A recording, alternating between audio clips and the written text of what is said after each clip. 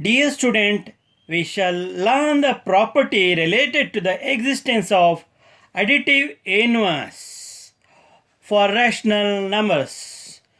So we shall learn the existence of additive inverse for rational numbers, which is denoted by the capital letter Q. So let me explain you about the additive inverse for rational numbers by taking the examples. Here 1 over 4. What we have to add to 1 over 4 to get a 0? When we add minus 1 over 4 to 1 over 4, we'll get a 0. Just by changing the sign of the given rational number, we are going to get the additive inverse. So what is the sign of 1 over 4? Plus. What is the reverse of plus? Minus. So minus 1 over 4 is the additive inverse of plus 1 over 4. Now let us look at the second example, minus 2 over 3. Now when we change the sign minus, it becomes plus. So when we add plus 2 over 3 to minus 2 over 3, so minus 2 over 3 and plus 2 over 3 that get cancelled and resulting in 0. So here we have changed the minus sign to positive to get the additive inverse. So here we can say plus 2 over 3 is the additive inverse of minus 2 over 3. Now look at the another example, third example 3. So when I add the minus 3, because opposite of plus is minus. So plus 3 minus 3 equal to 0. You may ask why I have not put plus sign. When there is no plus sign, you have to understand the number is possessing plus sign. So plus 3 minus 3 equal to 0, because plus 3 minus 3 get cancelled. Therefore minus 3 is the additive inverse of plus 3. Now then what is the additive inverse of a 0? Because 0 also belongs to set of a rational number.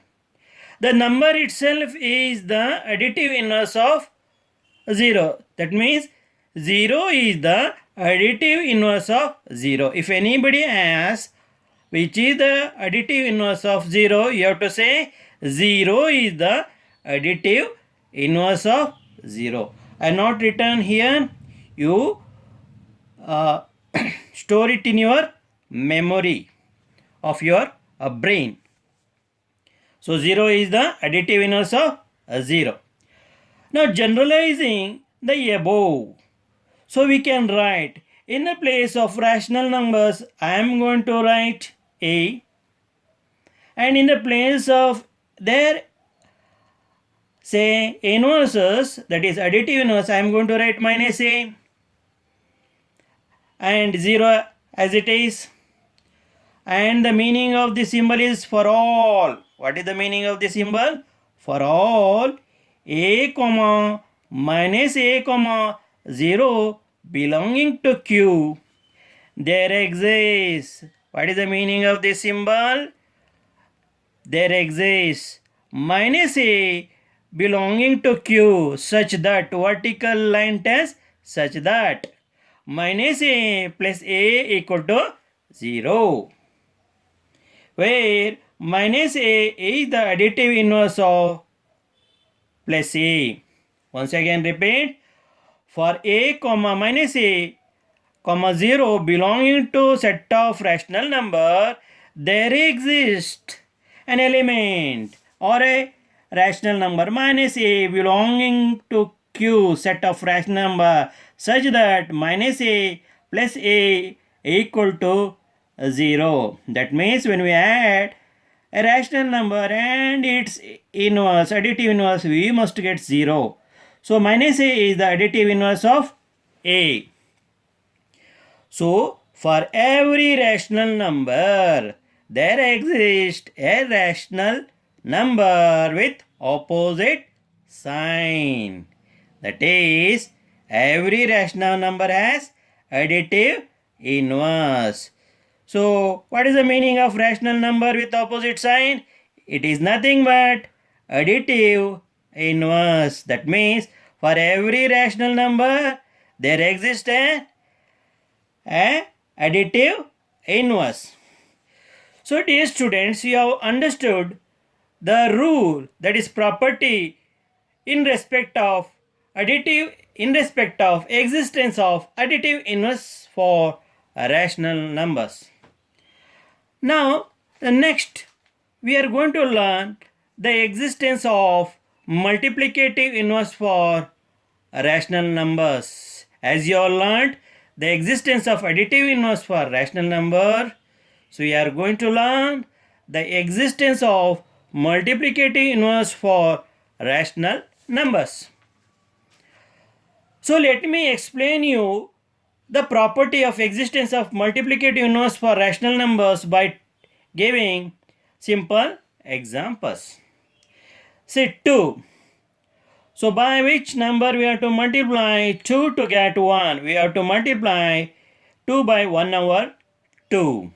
Here 1 over 2 is the reciprocal of 2. That means numerator comes to the denominator and denominator goes to the numerator. You may wonder, so how you can get 1 in the numerator? So because if you write 2 in the form of a fraction, you will get 2 over 1. In the denominator you will be having 1 and the numerator 2. When you take reciprocal of 2 over 1, you will get 1 over 2. So reciprocal of 2 is 1 over 2. So when we multiply 2 by its reciprocal, we will get 1. So the reciprocal here, what we get is nothing but the multiplicative inverse. It is nothing but multiplicative inverse. So 1 over 2 is the multiplicative inverse of 2. Now to get the multiplicative inverse, we have to find a reciprocal. Now, here, second example, minus 5. Now, if you multiply minus 5 by its reciprocal, that is minus 1 over 5, you will get 1. So, minus 1 over 5 is the multiplicative inverse of minus 5. So, minus 1 over 5 is the multiplicative inverse of minus 5. Because when you multiply a number by its multiplicative inverse, will get 1 as the product. Now look at the third example, minus 1 over 6. When we multiply minus 1 over 6 by minus 6 or minus 6 over 1, so we are going to get 1. See, minus 1 over 6 into minus 6 equal to 1. So we can write 6 in the form of integer or in the form of a rational number. So here minus 6 is the multiplicative inverse of minus 1 over 6. So try to understand, minus 6 is the multiplicative inverse of minus 1 over 6. Because when you multiply minus 1 over 6 by minus 6, we get 1. So that means a reciprocal. So next, fourth example, minus 1 over 7. When we multiply minus 1 over by its reciprocal, we will get minus 7 over 1. So 7 get cancelled, we will get 1 here. Or minus 7 or minus 1 over 7 into minus 7 results in 1 as the product. That means minus 7 is the multiplicative inverse of minus 1 over 7. The next example, minus 5 over 6. What is the reciprocal of minus 5 over 6? Minus 6 over 5. Minus into minus plus, 6 and 6 can be cancelled. 5 and 5 can be cancelled. That is, we can divide 5 and 5. 5 one times, 5 one times. 6 one times, 6 one times. By cancellation method. So we will get 1 as the product. Here, the next number you have to focus. Now we have here minus 5 over 6. So when we multiply minus 5 over 6 by minus 6 over 5, that is its reciprocal, we'll get 1. That means minus 6 over 5. Minus 6 over 5. So A is the multiplicative inverse of minus 5 by 6. So once again I clearly write minus 6 over 5. Minus 6 over 5 is the multiplicative inverse of minus 5 over 6. That means just we taking the reciprocal, we will get its multiplicative inverse. Then the last example, 3 over 6. So what is the multiplicative inverse of 3 over 6? 6 over 3.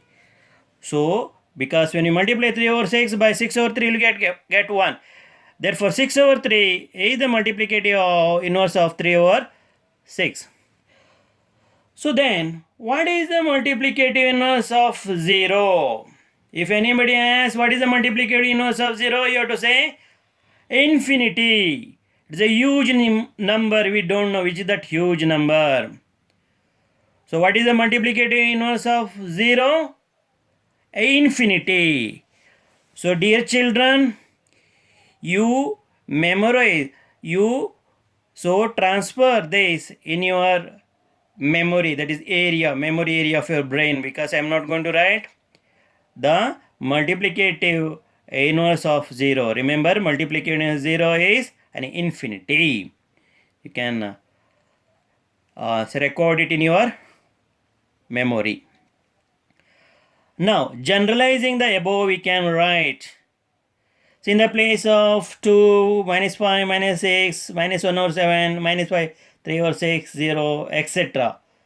So which represent the rational number. So I am going to write A. So I am going to write A. Then plus 1, comma, no comma, belonging to Q.